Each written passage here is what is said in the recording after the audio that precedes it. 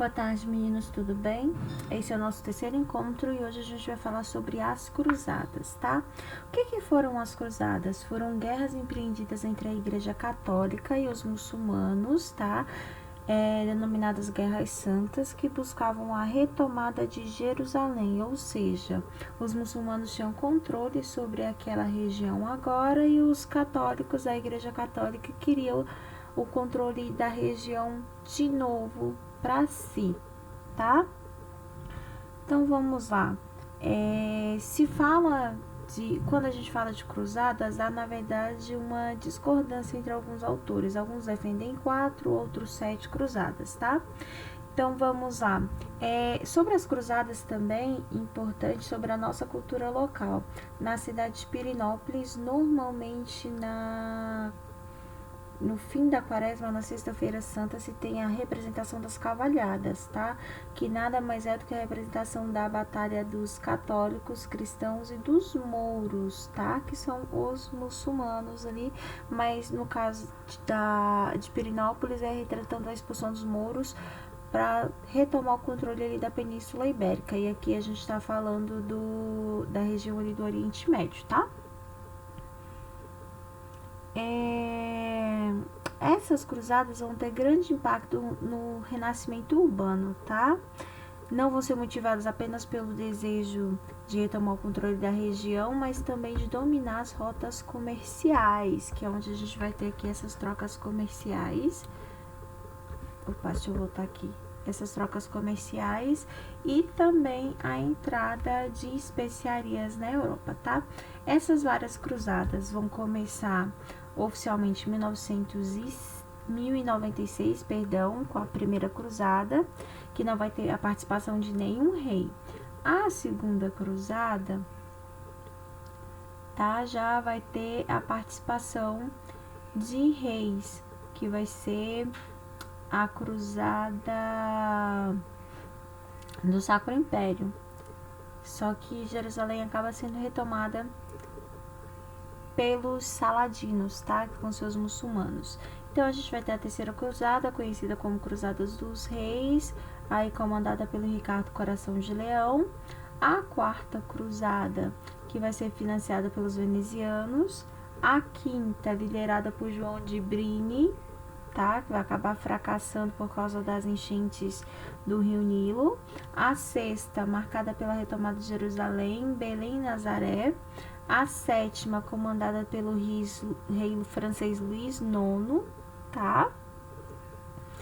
E a última cruzada vai ser um fracasso total, que vai ser a oitava. Ainda falei uma inverdade para vocês ali, me confundi, perdão, tá?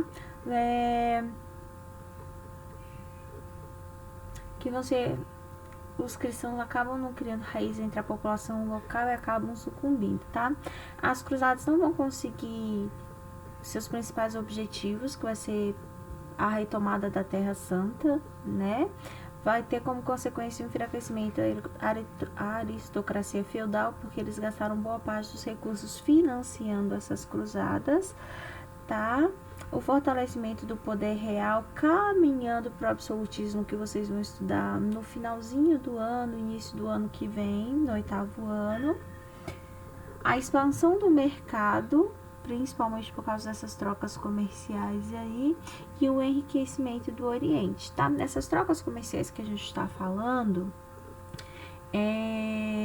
vão ser produtos do Oriente, artigos de luxo, principalmente que você traga para a Europa, tá? Para serem comercializadas, principalmente aqui as especiarias. Na quarta página, do arquivo em PDF que eu postei lá na primeira aula, tem mostrando um pouquinho de quais são essas especiarias, tá? Cravo, canela, noz moscada, anis, cardamomo, gengibre, açúcar, sal, aqueles temperinhos que quando a gente vai no mercado tem os pacotinhos, normalmente de 3, 4, 10 gramas no máximo, a prateleira cheia desses temperinhos, tá? Que vão melhorar muito a qualidade de vida do europeu nesse período aqui, principalmente pós-peste negra, tá?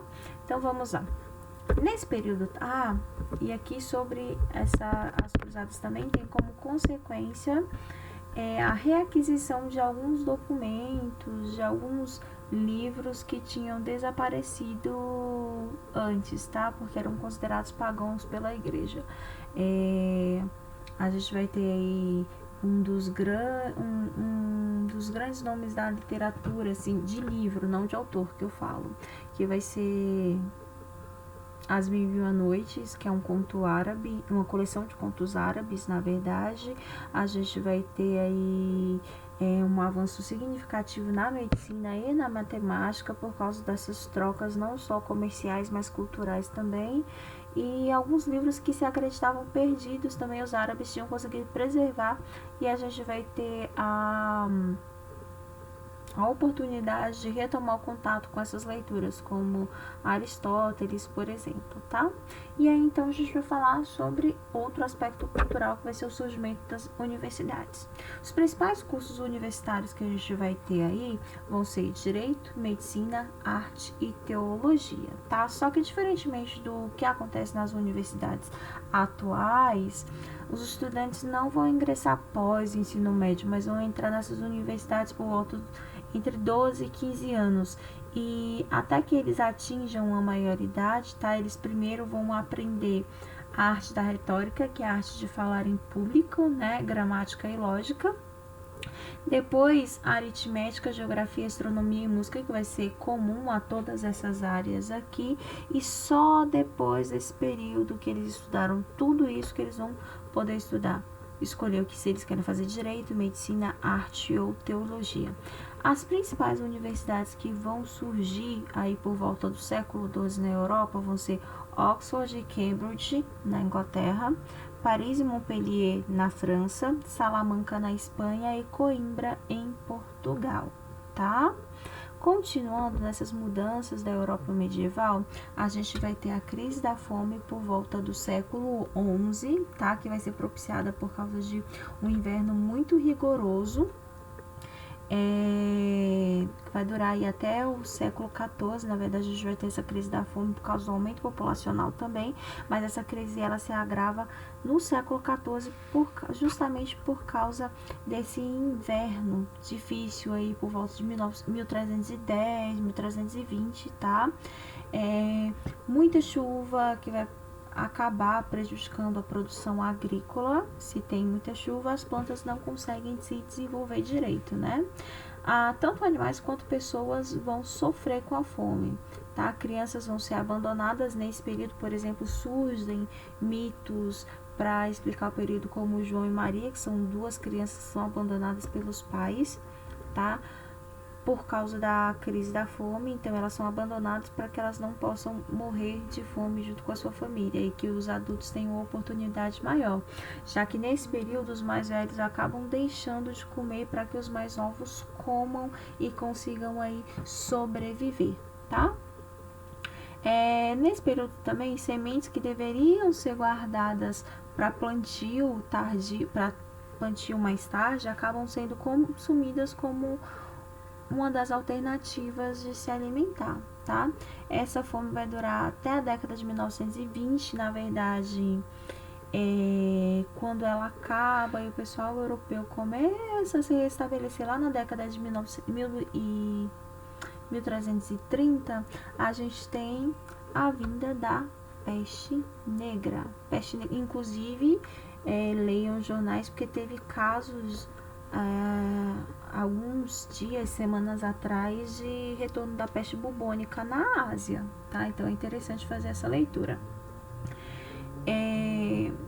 Apesar da crise da fome ter sido cruel, matando milhares de pessoas lentamente, a peste negra vai se apropriar, na verdade, dessa debilidade já de alguns anos e vai dizimar boa parte da população europeia rapidamente, tá? Tem historiadores, pesquisadores que defendem que 1/3 da população europeia morreu no período, e tem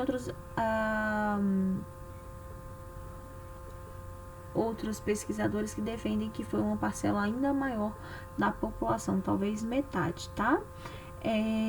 A peste bubônica era uma doença dolorosa, tá? e que fazia a população sofrer imensamente, tá? Por que que ela era dolorosa? Porque a pessoa que se via doente, ela não conseguia engolir direito por causa dos inchaços, tá? Chegavam a ter inchaços do tamanho de laranjas no pescoço, as pústulas eram extremamente dolorosas, elas acabavam perdendo as suas extremidades, desde as mãos, desde os pés, e acabavam morrendo, tá? No PDF que está disponibilizado, na página 5, tem uma imagem do médico medieval, tá? De como ele se vestia e a explicação de por que ele se vestia assim. Mas no período, só para vocês terem ideia, os médicos eles se vestiam com roupas de couro, tá? Para que eles pudessem se proteger. Eles usavam uma máscara com um bico alongado, onde ali eles colocavam alfazema, lavanda, algodão, para que pudesse filtrar e o vírus acabasse morrendo ali, tá? Nesse período também foram empregadas medidas de distanciamento social, porque eles começaram a perceber que as pessoas transmitiam o vírus, né? Transmitiam a doença dentro de casa. Então, um distanciamento dessas pessoas que estavam doentes, né? Colheres longas para medicar essas pessoas, né? Lavar as roupas, quem não estava doente ficar em outros cômodos. Depois também perceberam a necessidade de queimar os seus mortos, porque mesmo morto da forma que eles estavam sendo sepultados, ainda havia a contaminação, tá? Uma das principais causas da peste negra era a falta de higiene, tá? A questão dos animais viverem ali no mesmo ambiente que seus donos, porcos, galinhas, cachorros, gatos, ali tudo dentro da casa circulando. Então a gente vai acabar tendo um processo de sanitarização europeia nesse período aqui. Com a morte dessas pessoas, né, de boa parte da população, a gente começa a ter emprego nas cidades e aí dá o renascimento urbano também, tá? Propiciado também pela oferta de empregos, né? E a busca de melhores condições de vida, tá? E aí a gente tem também a Guerra dos 100 Anos, que duraram 116 anos, mas não foram 116 anos ininterruptos, tá ok? Então vamos lá. Em 1358, com a crise do feudalismo durante a Baixa Idade Média, ocorreu na França uma revolução camponesa chamada Jacquerie, tá? Que vai fazer parte dessas revoltas camponesas aqui, tá?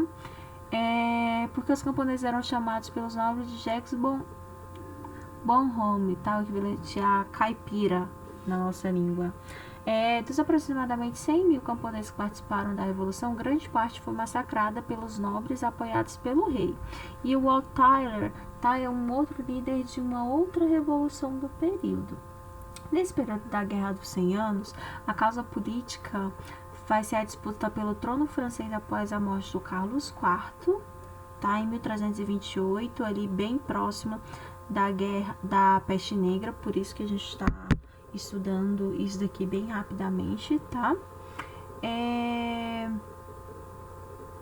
Que colocou fim à dinastia dos Capetinhos, tá? De Capeto. O rei da Inglaterra, Eduardo III, era neto de Filipe o Belo e reivindicava o direito à coroa francesa. Do ponto de vista econômico, o motivo, na verdade, foi a disputa da região de Flandres, tá? Que fica ali entre a Holanda e a Bélgica atuais. Além de ser um rico centro comercial, Flandres possui importante indústria de tecidos de lã, cuja matéria-prima era importada da Inglaterra, tá? Então ali a gente já vê também o princípio do que vai ser a Revolução Inglesa futura, a Revolução Industrial Inglesa, que a gente já está acabando aqui com o processo de manufatura, tá? Iniciando as corporações de ofício. Espero que tenha ficado claro para vocês. Qualquer coisa, tá? Chamem no mural ou no WhatsApp, e também consultem um material em PDF, que é um material de apoio, tem várias imagens, várias explicaçõezinhas, anotações do lado que eu fiz para tentar esclarecer o máximo possível para vocês. Também nesse material em PDF, tá disponibilizado para vocês onde vocês podem encontrar esses materiais. Tá ok? Boa tarde para vocês, meninos.